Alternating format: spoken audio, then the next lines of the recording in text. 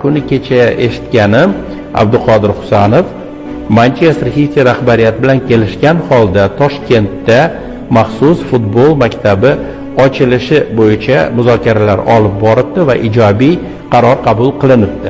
Aytishlariga qaraganda, moliyalashtirishni yarmi Manchester Citydan, yarmi Abduqodir Husanovning hisobidan ketar ekan. Ana endi tasavvur qiling, 21 ga kirgan yigit yurti uchun, O'zbekiston uchun mana shunday ish qilyapti. Abduqodir borligi uchun O'zbekiston haqida bilganlar ko'paydi. Abduqodir o'z ustida ishlagani uchun unga havas qiladigan yoshlar safi kengaydi va ularga imkoniyat yaratishga intilyapti. Shuning uchun ham Abduqodir Husanov nafaqat futbolchi sifatida, balki chinakam fenomen sifatida baholanishi zarur. Faqat unga o'zimiz xalaqit bermaylik. Kelganida men o'zimni davramga chaqirib oshga taklif qilmay, yana kimdir boshqa ziyofatga taklif qilmasin.